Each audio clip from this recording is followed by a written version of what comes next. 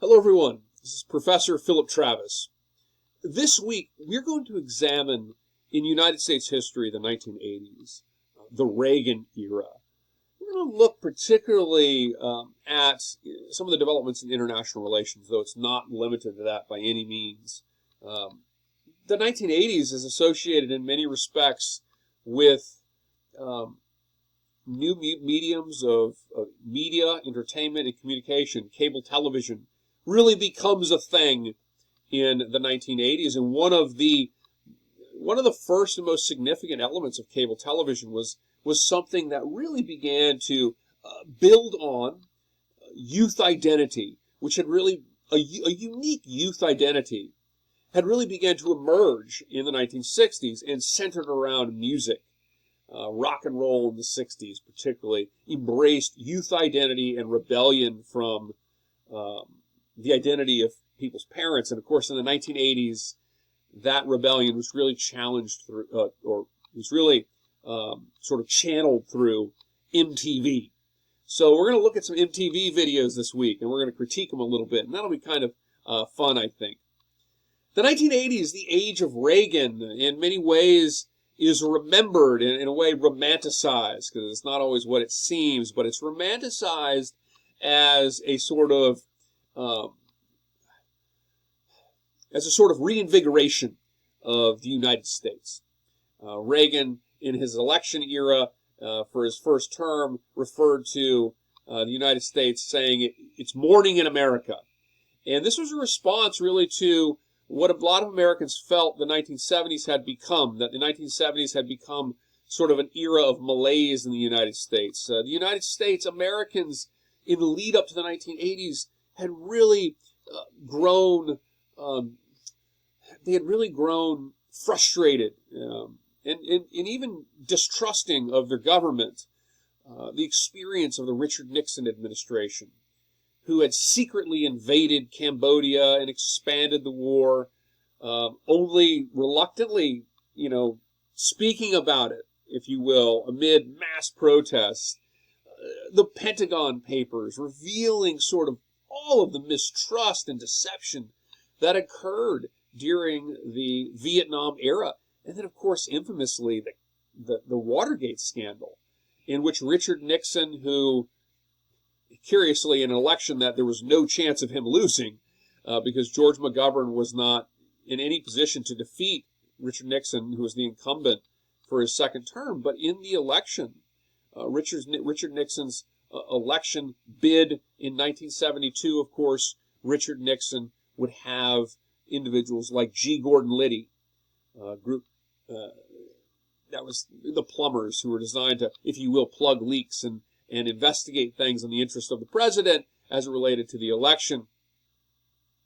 Part of something they called CREEP, the Committee to Re-elect the President.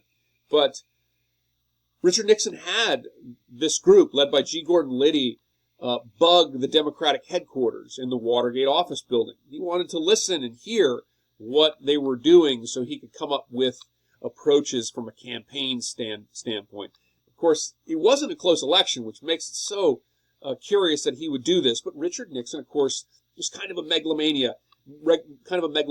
He recorded things in his White House with all of his sort of staffers. They were all recorded, the so-called Nixon tapes.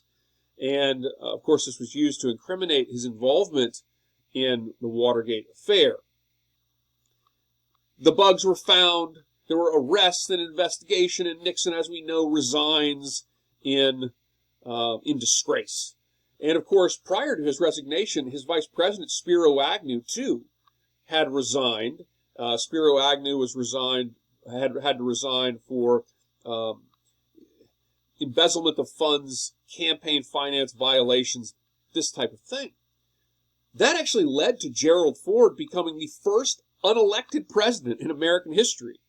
And he was unelected because when Spiro Agnew resigned, he was appointed to the vice presidency. When Richard Nixon had to resign, he became the president, the first unelected president, first and only unelected president in American history. The 1970s, too, was an era where there was a real economic downturn in the country.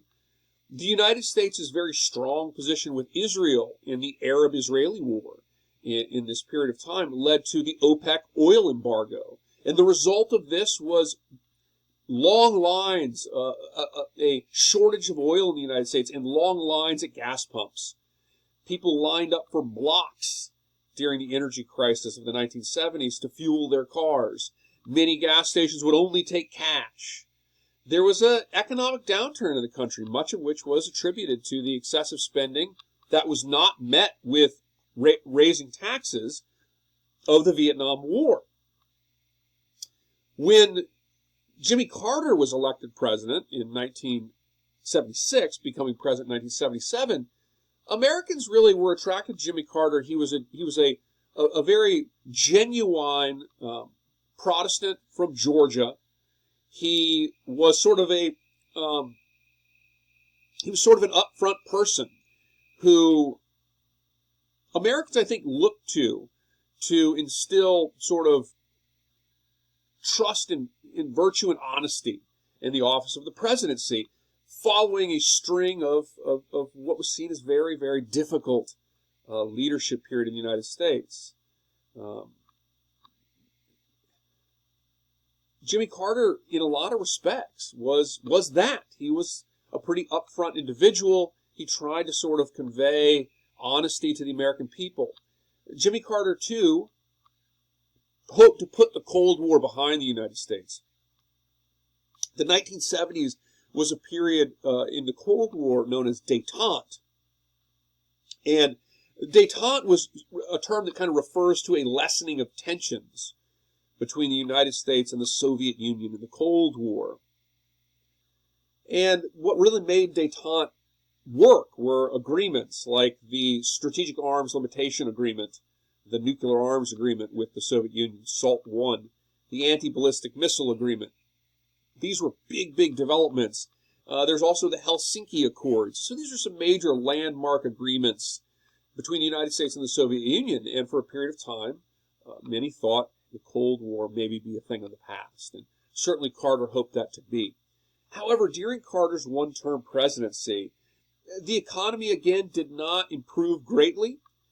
And Carter's approach to the economy didn't necessarily instill a lot of confidence in America when it came to economic matters.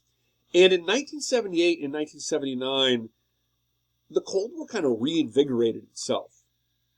The Soviet Union invaded Afghanistan and had pledged not to, or at least Carter took it this way. And Carter felt deeply betrayed by the Soviet Union's invasion of Afghanistan in 1979.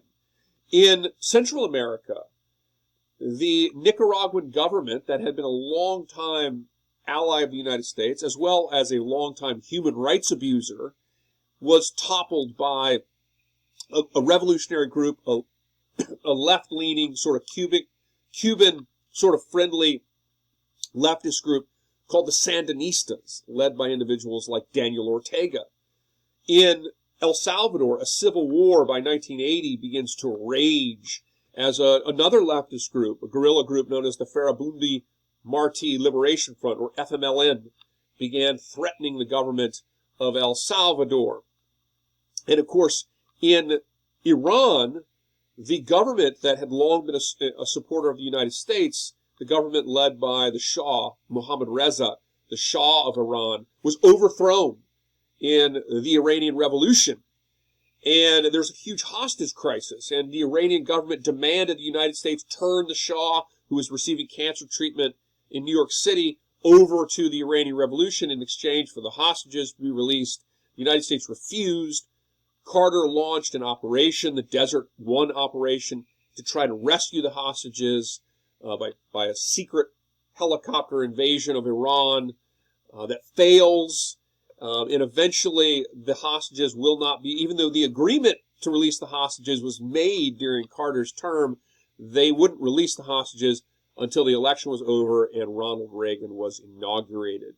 And that's why it becomes remembered as a success for Reagan and not a success for Carter. So the 1970s was a really difficult time for the United States. Economic downturns, energy crisis, lines at fuel pumps, political controversy like the Pentagon Papers going back to the Vietnam era, the Watergate scandal. It was really a difficult time for Americans.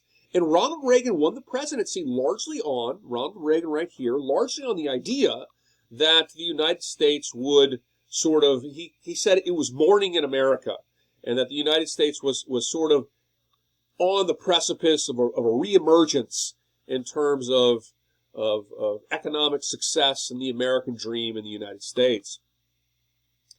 During the first term of Ronald Reagan's presidency, though, things were actually a little bit rocky. And the Cold War had reinvigorated, and the Reagan administration very much believed that it would pursue and fight the Cold War with a new level of vigor. It was going to take the Cold War seriously, and this was part of what was sort of called the Reagan Offensive. In Nicaragua, the Reagan administration began arming militants, fighting to overthrow the government of Nicaragua. And these militants became known as the Contras. And of course, ultimately, the Contras were being supplied by the United States against the authorization of the U.S. Congress. And this led to all kind of backdoor dealings in the 1980s, and this stretched into the second term of Reagan's presidency. All kinds of backdoor dealings to try to fund the Contras, whether Congress said so or not. Most controversial, Oliver North, seen here, orchestrated, along with some others. Oliver North was a member of the National Security Council, and he was also the head of the U.S. Office of Counterterrorism during Reagan's second term. And Oliver North helped to orchestrate a sale of weapons to Iran. Now, Iran was regarded as a state sponsor of terrorism by the Reagan administration. And the United States had said they wouldn't negotiate with terrorists, they won't cooperate with any state sponsor of terrorism. But yet, behind closed doors, Oliver North orchestrated this exchange of weapons to Iran, which were exchanged in Israel, the proceeds of which were then embezzled and smuggled to fund the Nicaraguan Contras. And this all emerged in an event known as the Iran-Contra affair, one of the most significant scandals in American history. Right up there, interestingly, with Watergate, with the Teapot Dome scandal, or the Credit Mobilier scandal. Now, the scandal did not ultimately, the evidence didn't implicate Reagan or his vice president, George H.W. Bush, or his Secretary of State, George Shultz. There wasn't primary evidence to connect them, but it was a massive scandal that was revealed. These investigation occurs during the end of Reagan's second term of office and carries over into George H.W. Bush's presidency following Reagan. H.W. Bush was elected in 1988. Reagan's first term, too, had economic crises. There was the savings and loan scandals. The economics of the United States during Reagan's first term was very difficult, and Reagan had run for the presidency on something that his opponent at the time, who became his running mate, George H.W. Bush, called fuzzy math, because this was called Reaganomics. And this was, more or less, to boil it down, the idea was that the United States was going to increase defense spending and these types of things while simultaneously lowering taxes. In many respects, Ronald Reagan became really the forebearer of the modern conservative movement. Americans today, when you think about economics and you think about social policy, the United States today remains in the 21st century in what you might call the modern conservative paradigm. Taxes on the wealthiest in corporations are consistently lowered, starting with Reagan. And actually, every president after Reagan has had lower taxes on the wealthiest individuals in the United States. Reagan's mantra that government was not the solution, but government was the problem, becomes the mantra of the modern conservative movement. And Democrats and Republicans alike have more or less operated in this paradigm.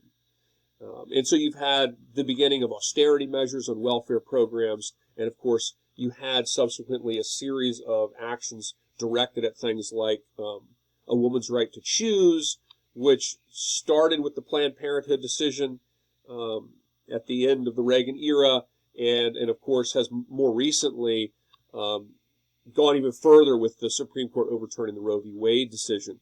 All example of this modern American conservative paradigm that is really born with the election of Reagan.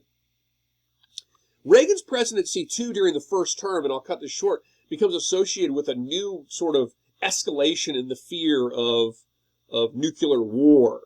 The Pershing II was developed, and they deploy. This is a intermediate range nuclear missile, and it's deployed in NATO countries, in Europe, the Pershing II, and there are some very, very, very intense protests against this. This is a protest in the Netherlands to the deployment of American nuclear weapons, and increasingly people become concerned about the possibility of a nuclear war between the United States and the Soviet Union. This photo up here comes from a movie. It was a made-for-television movie called The Day After, and it was the most watched made-for-television movie in history at the time, and I can't remember the exact number, but it was hugely watched. It came out in 1983, and it depicted a Cold War scenario where World War III, a thermonuclear war broke out, and it centers in particularly the area of Kansas, and it imagines what the experience of this might be like. So there's a heightened sense of nuclear fear in the United States during Reagan's first term.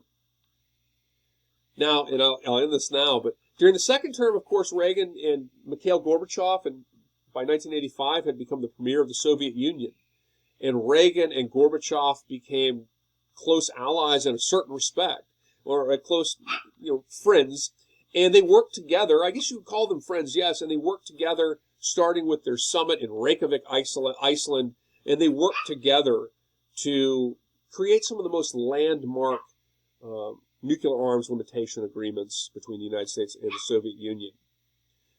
Generally speaking, the nuclear limitation apparatuses or apparati that had been created at the time have all today been dismantled, by the way. But these were some of the great achievements in nuclear arms limitations, starting with the achievements during the Nixon era with SALT I and the ABM Treaty, and then, of course, Reagan's work with Gorbachev. So the Reagan era this week, and I'll see everyone in the discussion forum, and I hope everyone enjoys the MTV video class activity. I'll see everyone in the discussion forum this week. Let me know if you have any questions.